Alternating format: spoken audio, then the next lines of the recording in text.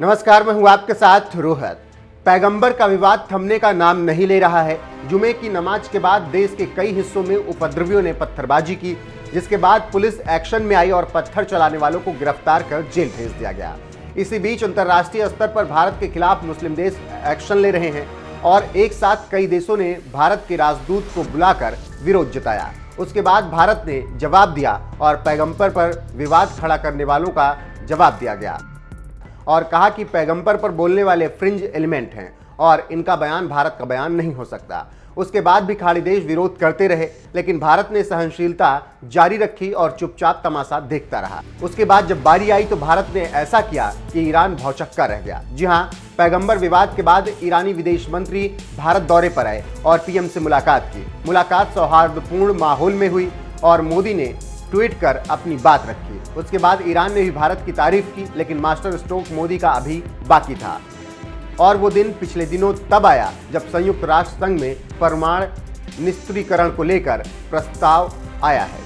उसको लेकर संयुक्त राष्ट्र में बहस थी और बहस के बाद वोटिंग थी, लेकिन भारत ने उसका विरोध किया और वोटिंग प्रक्रिया से बाहर हो गया। इसको देखकर ईरान की आंखें भर आई और ईरान ने मोदी को दिल से धन्यवाद दिया। जानकारी देते चलें कि अंतर्राष्ट्रीय परमाणु ऊर्जा एजेंसी IAEA में ईरान की निंदा वाले प्रस्ताव से भारत दूर रहा। पाकिस्तान और लीबिया की तरह भारत ने भी वोटिंग में हिस्सा नहीं लिया। IAEA में ईरान को उसके परमाणु सुरक्षा मुद्दों के लिए निंदा करने का प्रस्ताव पारित किया गया था। अमेरिका, यूके, फ्रांस और जर्मनी की ओर से ड्राफ्ट किए गए प्रस्ताव के समर्थन में 30 वोट पड़े। IAEA की ताजा रिपोर्ट के बाद चारों देश यह प्रस्ताव लेकर आए थे। अमेरिका ने कहा कि ईरान ने 3 अघोषित स्थलों पर यूरेनियम कणों को तकनीकी रूप से विश्वस्तरीय स्पष्टीकरण प्रदान नहीं किया था। हालांकि ईरानी अधिकारियों ने रिपोर्ट को खारिज कर दिया। रूस और चीन ने प्रस्ताव के खिलाफ मतदान किया। IAEA में ईरान के खिलाफ प्रस्ताव पर वोटिंग ऐसे वक्त में हुई जब वहां के विदेश मंत्री भारत में मौजूद थे।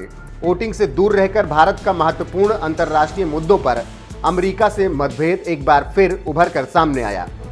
जानकारी देते चले कि पूर्व अमेरिकी राष्ट्रपति डोनाल्ड ट्रंप ने मई 2018 में समझौते से हाथ खींच लिया और ईरान पर एक तरफा प्रतिबंध लगा दिया, जिससे तेहरान ने JCPOA के तहत अपनी कुछ परमाणु प्रतिबद्धताओं को कम कर दिया।